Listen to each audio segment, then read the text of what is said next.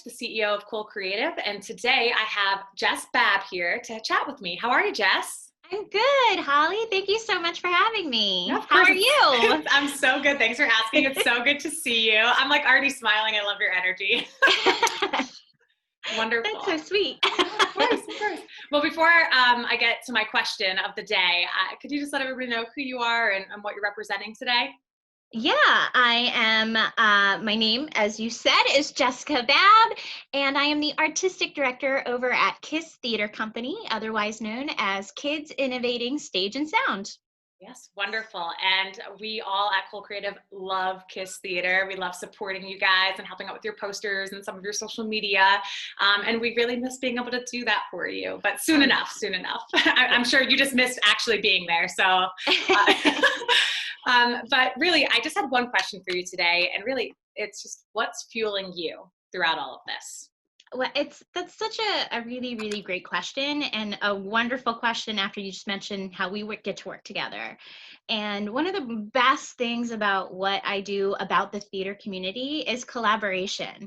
It's sharing ideas and saying like, I have this idea. What do you think? And they're like, oh yeah. And then they bring something to the table that you never even thought of. And that is, what makes the theater arts so exciting because it's not just one thing. There's singing, there's dancing, there's design, there's input, there's research, there's so much that goes into it. So that from day one has always been my favorite thing about theater and working on theater. But mostly right now, what at the risk of sounding cheesy and cliche are the kids. When we kind of had to stop operations during all of this, we were in the middle of production of two performances, and we had just closed out one with our younger kids. And it was just this huge kind of, okay, how do we continue? How do we, rehearsals and theater by nature is very intimate. You have to be close. You have to be within 6 feet of each other. There's dancing. It's all about that true human interaction. Yeah. So that was a really hard thing to say. How are we going to rehearse this through a Zoom chat?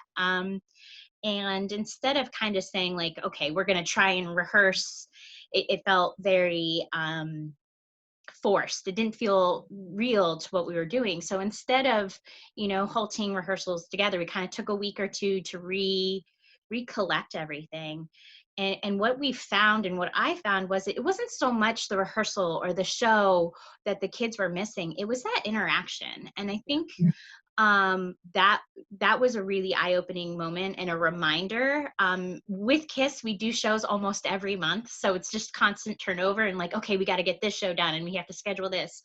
But it really allowed me to take a step back and be like, KISS is something much more than just putting on a play, putting on a musical, allowing these kids to perform and dance and act and do something that they love. It really is like a central location, a safe space for them to be able to just like talk about things that they love, and they find so many similarities among themselves. So what we kind of found was, instead of trying to focus on the rehearsal aspect of trying to continue to stay in touch with our kids, it was more of just kind of keeping it in touch and seeing what they were doing creatively. Yeah. One of my questions when we had our first meeting after our Zoom meeting with all our staff, which a lot of props to teachers, having a Zoom room with 30 very energetic kids was definitely something I never thought I'd experienced before. But I asked them, I said, what are you doing to stay sane? How are you coping with this? And just to put that general conversation, and all of them, they had creative outlets. They were either painting or building things with Legos or creating worlds on video games like Animal Crossing and Minecraft. And they were all doing something creative, and they didn't even think of it. They're like, oh, I'm not being creative, I'm just playing video games. And but they are, and they didn't even realize it. And so it was just kind of really interesting to see how kids keep busy when they're not allowed to do their normal things.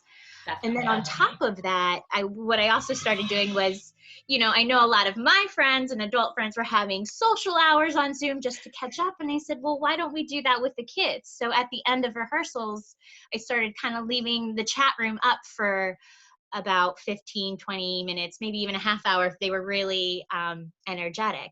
And just allowing them to just catch up with each other and exchange, friend codes for video games, or talk about work on music things together, or discuss new shows that they have discovered during this. So it was just kind of creating a safe space. I turned off my video and I muted, and I just told them, I'm close by, I'm listening, but this is for you guys. And they just talked amongst themselves. They were talking about books they were reading. It was just a really, really special thing, is that, they need the same things that we do, that socialization. Definitely. And I think what people forget is, within the confines of high school and things, there's a lot more than sports and the mathematical kids. There's that weird creative bubble that's hard for them to find. And so that was what was really the most important thing during all of this, and reminding me that, our kids need a safe space to feel free to be themselves too. And